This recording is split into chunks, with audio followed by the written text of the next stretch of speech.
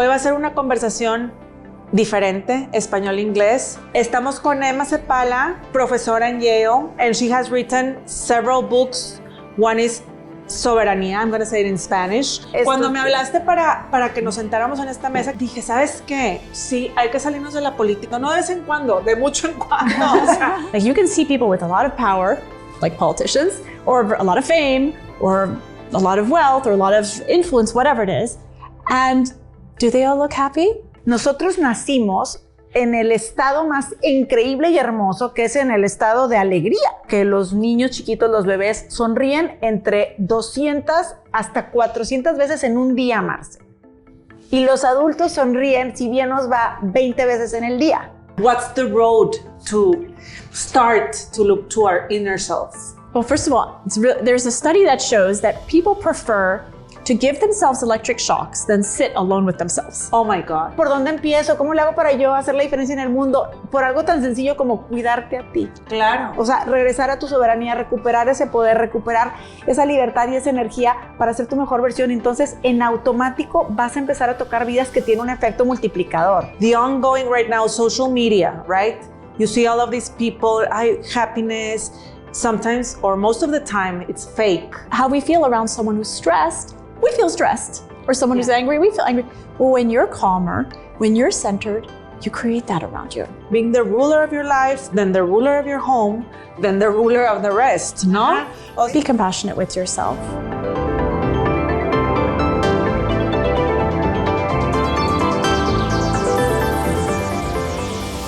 Bienvenidos a la conversación. Hoy va a ser una conversación diferente, español-inglés. Welcome to the conversation. Thank you. Estamos con Emma Seppälä. Ella es profesora en Yale, right? You're Yale professor, and she has written several books. One is Soberanía, I'm going to say it in Spanish. En Lucia Todd. Bienvenida, Lucia. Gracias, Marce. Directora, fundadora de Editorial Todd, que también ahorita nos vas a contar de toda esta nueva fase tuya de los libros. Sí, la parte. ¿Verdad? Entonces, uno de los libros es este que se los súper recomiendo y ahorita vamos a platicar con Emma. Primero que nada, cuéntanos, Lucia, ¿cómo llegaste a que Emma estuviera contigo con este libro? Ay, es una historia demasiado, de esas veces que sientes que todo como que el mundo conspira a tu favor.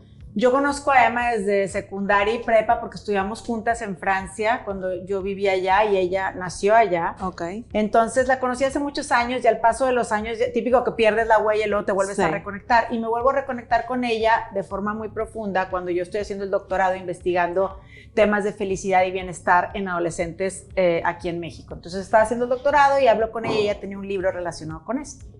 Y en eso un día me dice, oye, ¿sabes qué? A la par yo estaba queriendo poner una casa editora porque tenía muchas ganas de publicar artículos científicos, estaba haciendo el doctorado, que nos dijeran, oye, hay herramientas que puedes usar para sentirte mejor, para sentirte feliz, para sentirte... Entonces yo quería medir la gratitud. Oye, si siempre hago ejercicio de gratitud, me voy a sentir más feliz.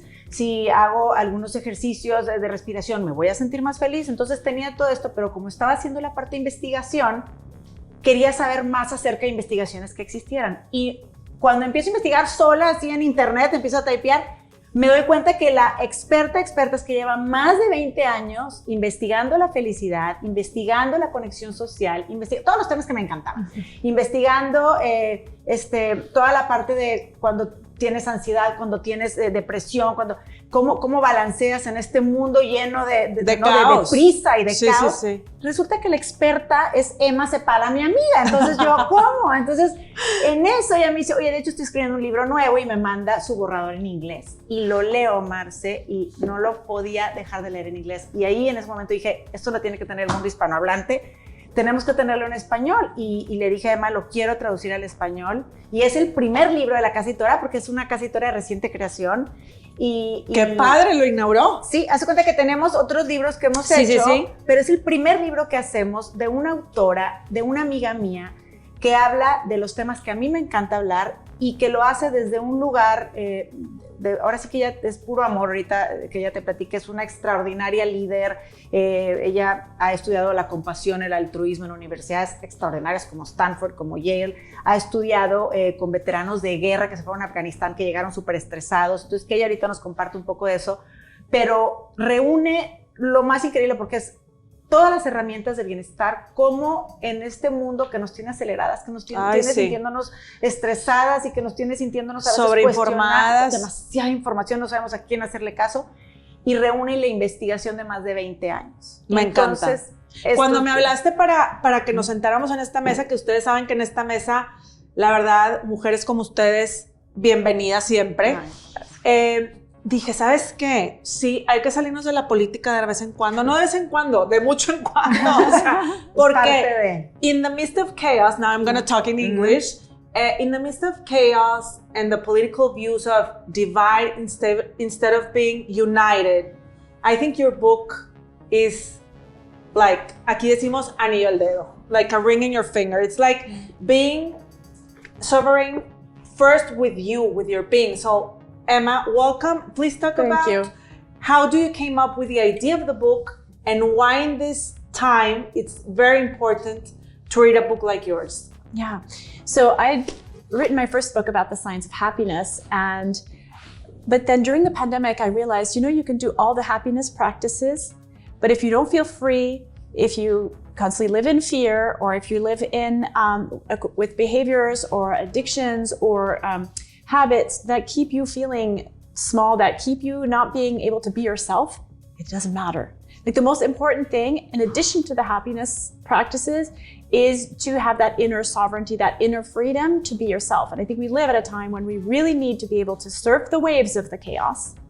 And we need to be able to show up at our best potential so we can, like we were talking earlier, uplift society, because that's what we need right now. Yeah, be the ruler of your world, right? Correct. If you're a mother with your kids, if you're a politician, well, politics, but also if you're a mother with your kids. Yes. So being sovereign, it's a lot of stuff, no? One of the examples you talk about, it's about a woman. Yeah. You talked to, she was a leader in Fortune 500, no? Yes. So talk about that example, because I think our public would like to know. Yeah. She came to one of our women's leadership programs at the Yale School of Management, and she came up to me and she said, well, I get an A in leadership and I get an F in parenting. And she walked off. And if I see one thing standing in the way of all these really talented women leaders that come our way, is that the biggest hurdle is not misogyny, is not glass ceilings, but is their relationship with their own self. And yet when you look at the research, if you're very self-critical, it actually leads to more mental health issues, and it decreases your resilience. But if you are able to have a relationship with yourself, like you would have with your girlfriends, like just supportive and kind, then you have better physical health, mental health, you have better relationships, you do better at work, you sleep better. I mean, the list goes on. So one of the things that sovereignty talks about is like, look at the programming and the conditioning in all of our minds that keeps us small, and see it and then become free from it. But how do you start? Because sometimes it's like the ongoing right now social media, right? You see all of these people, happiness, sometimes or most of the time it's fake. Fake, yeah. Right? It's not the truth. So we were talking about the truth of camera. Like in the middle of chaos and all of these politician views, etc., and all of these influencers that everyone is talking about that seem happy with a lot of stuff. So the new generations are gonna apply those type of values. They're not values, they're like fakeness values. Yeah. So how do you start with this? Because you don't have the tools. As a person, you don't have the tools. The tools are waking up, looking at social media and say, well, this is not social media, looking at social media and say, everyone is happy except me. Or, how do you start? I just had, en español. No, en inglés también. No. Recientemente estuve encamada un tiempo porque tuve una situación médica y tuve una conversación con Emma que me encantó y es un ejemplo muy bueno. Le dije, ¿sabes qué? No estoy haciendo ejercicio, no estoy haciendo mis ejercicios de respiración, me cambió todo el horario porque tenía que estar medicada, entonces como que dormía en el día y luego no. Y entonces un día le hablo a Emma y le digo, me estoy levantando todos los días como con ansiedad, como sintiendo que nada está bien, todo lo estoy viendo negativo, siento como una angustia por dentro. Your body inside and out. Sí, o sea, me siento, y todo, hace cuenta que veía el mundo todo mal. Entonces le hablo a Emma y le digo, Emma, no sé qué me está pasando, no me siento yo, estoy viviendo esta situación. Y me rompió el alma porque me dice, Lucia, este es un regalo que te da el universo para que hagas conciencia de cómo hoy en día la mayor parte de la población está viviendo. Sí. Y se me hace impresionante que nos estemos acostumbrando o que estemos pensando que esto es normal, que es normal sentir que siempre estamos aceleradas, sentirnos mal porque se nos olvidó llegar a la clase de mi hijo que tenía que ir porque era el día que nos iba a enseñar algo y no pude porque no alcancé a ver los mensajes, porque ya no abro los mensajes, porque no tengo tiempo, porque estoy corriendo, porque tengo demasiada información por todos lados, y esto no es lo normal en un ser humano. Entonces, creo que parte del recordatorio que Emma hace, y ahorita que ella nos platique, es recordar que no, o sea, por eso ella habla de recupera tu poder. O sea, nosotros nacimos en el estado más increíble y hermoso, que es en el estado de alegría. O sea, veía unos datos que arrojan que los niños chiquitos, los bebés, sonríen entre 200 hasta 400 veces en un día más. Y los adultos sonríen, si bien nos va, 20 veces en el día. ¿Qué pasó? ¿Dónde nos perdimos en el camino? O sea, ¿qué pasó? Sí. Entonces, creo que es este recordatorio de recuperar esta soberanía interna, ¿no? Y cuando yo veía el concepto de soberanía pensaba, es que aquí en México siento que lo vemos muy jurídico, ¿no? Como muy legal, muy de política. Pero la soberanía interior, ese poder que yo tengo sobre mí, entonces, cuando me recuerda, esa ansiedad que está viendo está en ti, y entonces en el libro ella platica a través de sus investigaciones qué es lo que está en ti, cómo puedes hacer para recuperar esa parte de decir, oye, yo tengo el poder sobre mí, yo soy el capitán de mi barco, y si yo no conozco mi barco y mis áreas débiles y mis áreas fuertes, ¿cómo voy a manejar en la tormenta? Claro que me voy a voltear. Claro, y ahorita dijiste algo muy, muy importante, in politics. I know we're not going to politicize el tema, pero in politics right now, sovereign, it's a cup of tea for everyone, right? It's like talking about being sovereign, and the leaders, the populist leaders or not populist leaders are talking about sovereignty. But what sovereign? I think your book really says ABC. This is being sovereign. Yeah. Because sometimes, I don't know, Donald Trump or Claudia Sheinbaum or whichever president talks about sovereignty without being that's not the definition of being sovereign. No. So you, Emma, that you have been, and please buy the book. It's at the end, you're going to tell us where to buy it. So how do we decompose being sovereign when we see or we look to leaders that are not being sovereign? Yeah. Well, it's so interesting because politically you think sovereignty means, okay, you're governing absolute governance and power. It's really interesting when you think about it as an individual. Like, you can see people with a lot of power, like politicians, or a lot of fame, or a lot of wealth, or a lot of influence, whatever it is. And do they all look happy? Do they look fulfilled? Not necessarily. Not necessarily. Mostly not, actually. Mostly not. So if you look at the gossip magazines or the famous celebrities. Yes. But so what is sovereignty? Sovereignty is being able to live in a way that not only increases your happiness and potential, but also that inner freedom. And so it's also distinguishing between what is it that truly brings fulfillment and what does not. Society will tell you, you need to look like this, you need to buy this, you need to consume this, because millions of marketing agents around the world are trying to give you that message. But when you wake up, you realize, those things aren't bringing me happiness. Maybe they'll bring me a little quick hit, happiness. A dopamine hit. Yes. And followed by a crash. So I always want more and more and more. And that's what our society is built on. But actually, if you look at the data, what truly makes us happy is when we are, two things. One, when we are connecting to others, when we are uplifting or supporting other people. Yes. And this doesn't mean you have to go feed orphans somewhere. It can mean during the day, everything that I do, let every person I meet feel better after meeting me. That's a rule of life. Yeah, we have to be in that compassion and empathy that right now nobody has. Or is modeling. Or really. Modeling. But you have to balance it with something else, which is the self-compassion. Okay. And so a lot of people think, okay, well, how do I be happier. I don't know. Obviously, there's helping others, big, and I think we've all experienced that. We've all had a bad day, and suddenly someone calls us like, I have an emergency, can you come? And we go, and how do we feel? Amazing, yes. Right? Because that's such a secret, but nobody's marketing you that because it's free, one thing.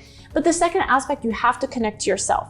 If you're getting so overwhelmed by the world, which is overwhelming right now anyway, there has to be a way for you to not just unplug from it, but reconnect with yourself. And that just doesn't mean like scrolling on your computer or watching some show. It means meditation, it means contemplation, spending time in nature, spending time with yourself.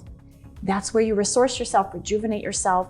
That's where you start to realize, what do I actually think? What do I actually want? And then you have a battery that's full to go back out in the world.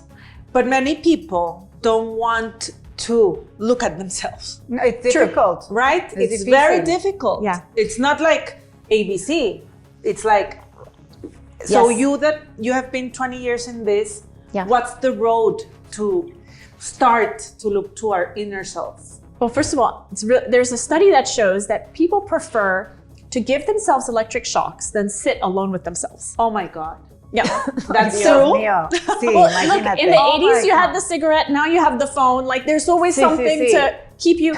But Sí. the truth is that To vent, to like, right? and to distract. Yeah. The phone, everything's a distraction.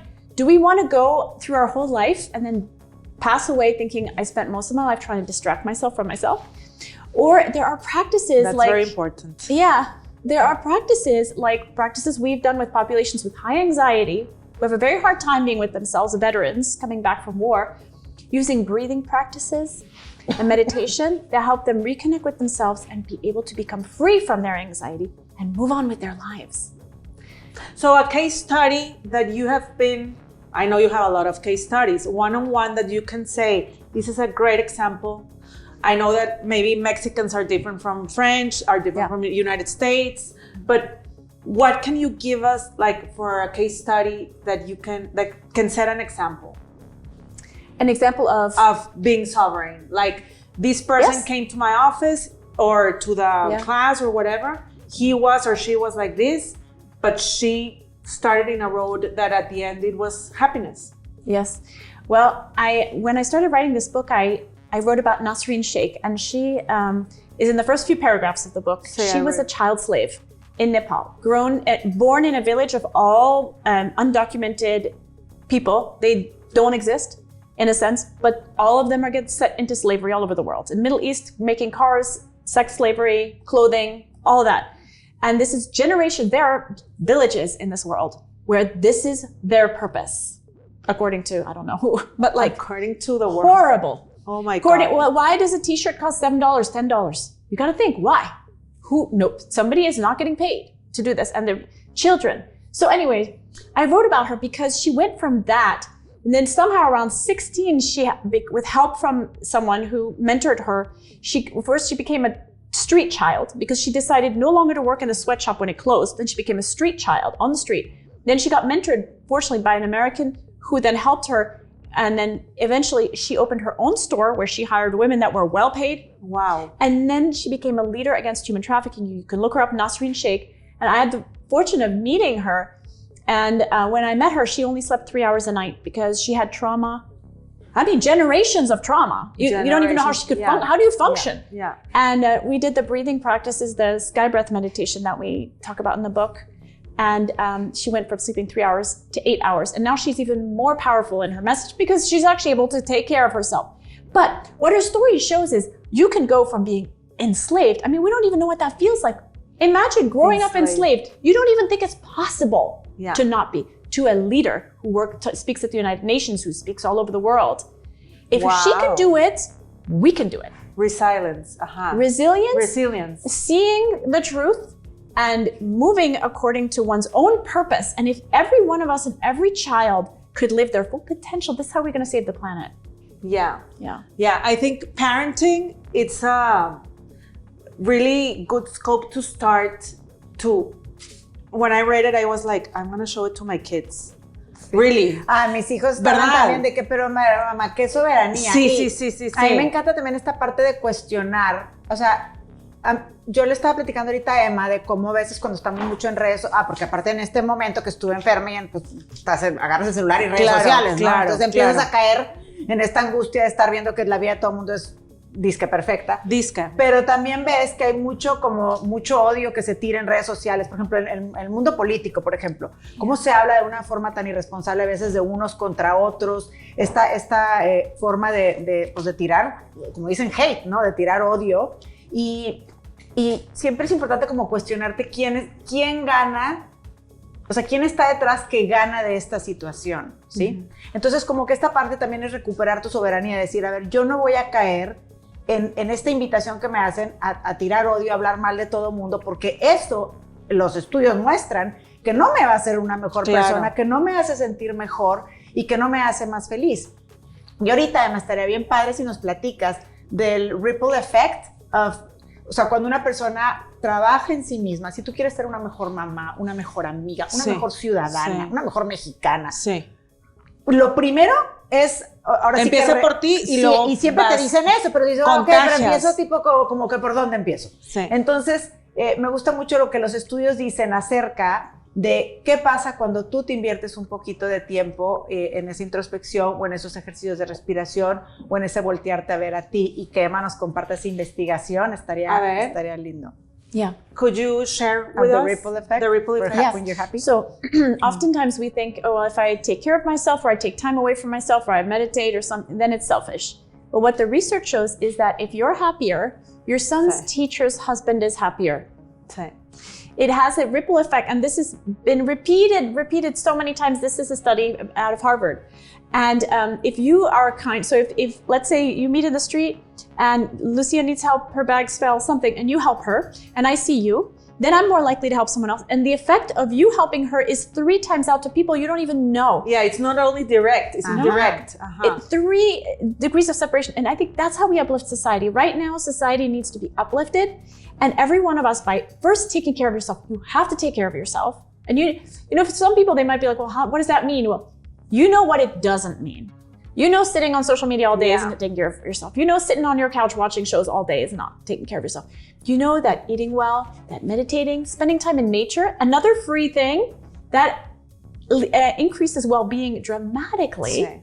And doing these kinds of things helps you be happier and more grounded and centered despite everything that's happening. And then you can help others. We all know what it's like to feel around, how we feel around someone who's stressed. We feel stressed. Or someone who's angry, we feel angry. Well, when you're calmer, when you're centered, you create that around you. I was thinking about being the ruler of your life, then the ruler of your home, then the ruler of the rest, no? O sea, it's like the matrushkas, the Russian that you get 1, 2, and so you start with a small one, and then the other one, and the ripple effect, ¿no? Y me encanta, fíjate, ahorita que llegamos aquí, y qué importante es, me gusta mucho este ejemplo que Emma da de la investigación, porque es cierto, cuando hay gente con la que estamos, y en el libro se habla de eso, de la gente que te energiza, o sea, que te da energía. Hay gente con la que estás que dices, ay, me encanta verla, siempre está de buen humor, siempre como que contagia eso, y entonces tú ya llegas a la tienda y de súper buen humor pides, ya sabes, me regalan los chicles o déjame se los pago, y tú estás de buen humor y el cajero se pone de buen humor, y es un poquito ahorita lo que cuando llegamos, que veíamos a tu papá y que decía, para mí, que él venir a trabajar es como un niño que está en su mejor lugar, ¿no? Un niño en el sentido en que está en su esencia, en el lugar que lo hace a él feliz. Y eso tiene un efecto, porque cuando lo saludamos, él está súper contento porque está en un trabajo que ama y entonces te pone en un mejor humor. Entonces imagínate lo que eso hace para un equipo. Claro. Y entonces a veces pensamos, es que ¿por dónde empiezo? ¿Cómo le hago para yo hacer la diferencia en el mundo? Por algo tan sencillo como cuidarte a ti. Claro. O sea, regresar a tu soberanía, recuperar ese poder, recuperar esa libertad y esa energía para ser tu mejor versión. Entonces, en automático vas a empezar a tocar vidas que tienen un efecto multiplicador. No se diga con nuestros hijos, familiares, la gente que más queremos. Y ahorita en estos tiempos en donde los liderazgos están divide y vencerás, divide and you will prevail, because it's how they rule, right? Yeah. This is going to be more difficult for everyone. But I think the tools you give in this book are very important. So if you can say 1, 2, 3 tools in this time of divide and division that we could use, which tools would you give to us? You know, I think this is a time that is so accelerated, that is so, there's over 60,000 gigabytes of information coming at us every day. It's enough to crash a small computer. It's across all our media channels. There is so much emotion in the outer world. There's so much chaos. Hate. And so when you have all of that, it's an extreme time. Like, let's say the truth, right? Yeah, it's an extreme time. So how are you going to balance yourself? You have to do an extreme act. What's an extreme act? You close your eyes. You shut it off. Meditate. Meditation is extreme. You're doing nothing in a world that wants you to do something. You're not consuming anything in a world that wants you to consume. But you're being revolutionary. You're being revolutionary. And as you do that and you calm your nervous system, you can become sovereign over the time. You can surf the wave better. And that's the idea. You know, we're all going to have our ups and downs, but how can we be our best? And in so doing, we can uplift others. So did you say you wanted me to say 3 things? Yes. So the second thing I would say is, in the morning, as you go about your day, have an intention. What can I do to uplift the people around me? Because what the research shows is when you uplift other people, guess what happens to you? You get uplifted. So it's not like other things like physical exercise, physical energy, emotional energy drains you. But when you uplift someone else, it not only uplifts them, it uplifts you. It's an energy that actually comes back. But also this is the ripple effect that we can have on people to help them. Everyone around us. Everyone needs some help right now. Everyone needs some help right now. That's very important. That's right. Yeah. That's right. And I would say the third? I would say the third thing is be compassionate with yourself. You know, I think so many of us have high expectations of ourselves and are very hard on ourselves. But the research shows if you can be more compassionate, which means what? Think about what you said to yourself last time you made a mistake. It's usually something like, you're so stupid, you always do this, blah, blah, blah. That's what people say. It's a program. It's conditioning. It doesn't make sense for you to have a toxic relationship with yourself. It just doesn't. How is that making sense? Do you want that for your kids? No. But what the research shows, if you have a relationship with yourself, like you would with your best friend, you actually are more resilient, you're stronger, you have better health, you're a more powerful person. Yeah. And having taught so many executives at the Yale School of Management, I tell you, I always ask how many of you are self-critical. 95% of the room raises their hand. And we know that that's just a form of self-loathing. Actually, that's what the research shows. It's wow. Self-loathing. But again, it doesn't make sense, right? I know you question things. This is the time to question. It's questioning. Why does that make sense? And inevitably, the one person or 2 people who raise their hand when I say who is not, they are the most powerful people in the room. Not because they have a position, but you can see they sit, they act, they are truly sovereign. Connected to themselves. Yes, and you see, this is how we should all be. And this is what we want for our children. And we have to model that too. We have to model that. ¿Conclusión, Lucia? Sí, conclusión es, me encantaría que leyeran el libro. ¿Dónde lo pueden Soberanía. Ahorita está en Amazon, está próximamente en Mercado Libre, está en la Casa Editorial Todd, también está en Kindle. Próximamente va a estar en las principales librerías, en el Fondo de Cultura, Gandhi, Sanborns, estas librerías. Sí, entonces va a estar en muchos lados. Pero me encantaría, como alguien que cree mucho, como decía Emma, que si damos algo, lo mejor de nosotros y se siente bien, a mí me encanta pensar que estamos contribuyendo a que juntos podamos hacer una mejor ciudad, una mejor colonia, un mejor entre tu vecindario, una mejor comunidad. Y es bien importante empezar por uno mismo. Start with oneself. Yes. And then the ripple effect's going to get all over. So I think this is for everyone. Exacto. Mothers, fathers, leaders, politicians, sí, ¿no? como alguien que quiere un mejor lugar donde vivir para mis hijos, me encantaría que más personas lo leyéramos y nos empapáramos de este mensaje de que todos tenemos esta oportunidad de ser la mejor versión de nosotros y que eso es lo que el mundo más necesita ahorita, y me gusta pensar que podemos lograrlo a través de estas herramientas y de apoyarnos unas a otras como tú lo fomentas mucho en tu programa. Entonces se me hace muy padre. Bienvenida siempre. So conclusion, Emma, conclusion. Something you want to say to the public? Mm-hmm. Yeah, we were all born with potential, a very specific potential and purpose, that we all wish also for our own children. We were once that child. We have this potential, and my wish for you is that you can live it to its utmost, completely free from anything that is preventing you so that you can be truly fulfilled and also fulfill your purpose for our planet. Thank you, gracias. Nos vemos a la próxima.